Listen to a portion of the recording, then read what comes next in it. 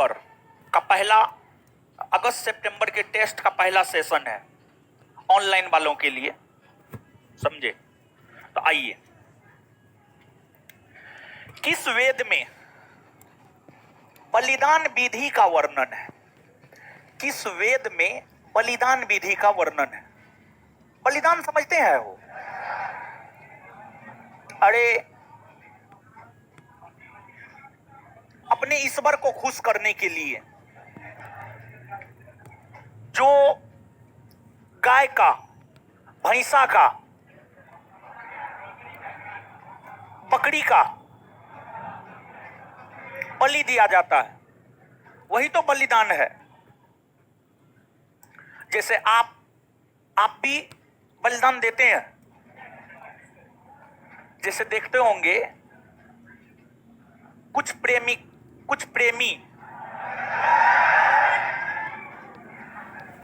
अपने प्रेमिका को दिखाने के लिए हाथ काट लेता है, हाथ पे ब्लेड से उसका नाम लिख लेता है। ये सब क्या है? यही तो बलिदान है, समझे? तो ये सब काम नहीं करना है, एकदम नहीं करना है, समझे? किसी दूसरे के लिए अपना जान दांव पे लगा देगा जब महाराज।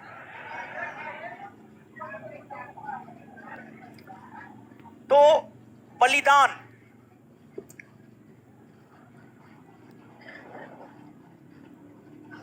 बकरीद में बकरी का जो बलि दिया जाता है वही बलिदान है। दुर्गा पूजा में भी बकरा का बलि दिया जाता है, वही बलिदान है। और बलिदान मुख्य तौर पर यज्ञ अनुष्ठान के अवसर पर दिया जाता है, यज्ञों के अवसर पर, पूजा के अवसर पर। अब हमेशा बलि थोड़े चढ़ता है, हमेशा बलि नहीं चढ़ता है, हमेशा बलि नहीं चढ़ता है, विशेष अवसर पर बलि चढ़ता है। और विशेष तौर पर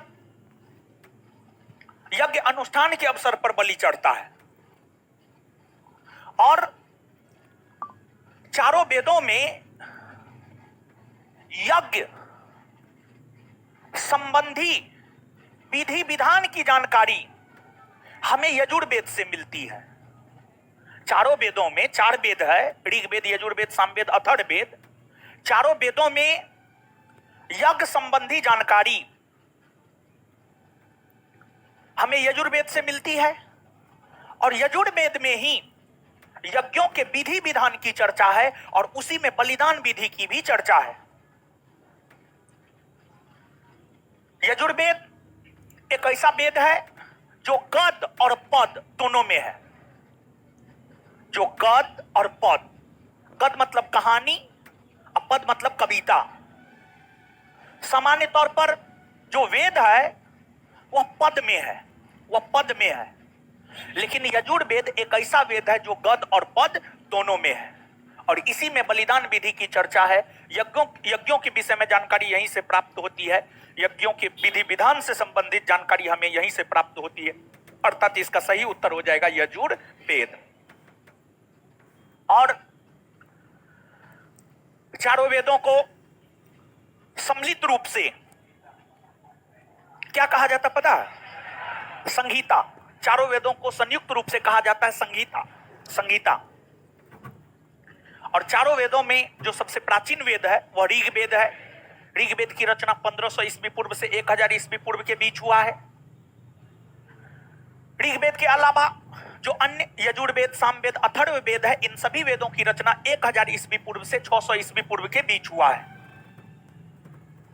और इन वेदों में अगर देखा जाए तो जिस प्रकार सबसे प्राचीन वेद ऋग्वेद, उसी प्रकार सबसे आधुनिक वेद या नया वेद अथर्ववेद है। और अथर्ववेद एक ऐसा वेद है जिसमें आर्य अनार्य दोनों की चर्चा है।